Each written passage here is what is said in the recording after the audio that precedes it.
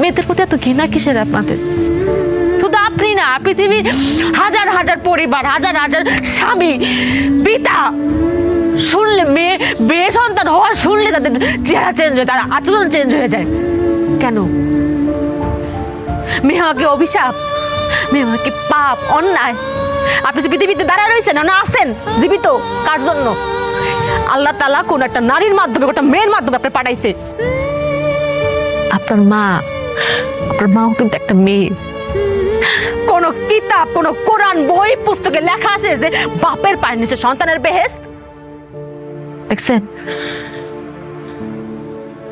দেখবেন না তো, লেখা আছে কোথায়? মায়ের পায়ের নিচে সন্তানের বেহেশত। সে মা একটা মেয়ে।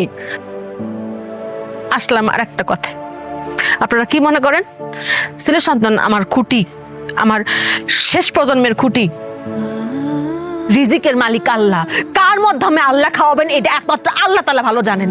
সেটা একটা ছেলের মাধ্যমে হইতে পারে, একটা মেয়ের মাধ্যমে হইতে পারে, যে কারোর মাধ্যমে হইতে পারে। কেউ কাউরে খাওয়াইতে পারে না। আল্লাহ পাক খাওয়ান কারোর মাধ্যমে হয়, কারোর উসিলা হয়। আর ছেলেটা যদি খুঁটি হইতো তাহলে এই বাংলাদেশে বৃদ্ধাশ্রমের সংখ্যা বাড়তো না। বাংলাদেশে এমন একটা বৃদ্ধাশ্রম খুঁজে পাবেন না যে বাপ মারে কোনো মেয়ে বৃদ্ধাশ্রমে দিয়াইছে। খোঁজ নিয়ে দেখেন, প্রত্যেকটা বৃদ্ধাশ্রমে দিয়াইছে তার ছেলে সন্তান। তাইলে মেয়েদের দোষটা কেন? আপনাদের আরেকটা ভুল ধারণা যে ভবিষ্যতের মুখ উজ্জ্বল করবো আবার পোলা। খালি কি পোলারাই করে? মেয়েরা করে না? পৃথিবীর কোন কাজে, কোন জায়গা মেয়েরা নাই? কোন জায়গা মেয়েরা পিছিয়ে আছে কোন তো? ডাক্তার, ইঞ্জিনিয়ার, পাইলট কোন জায়গা নাই?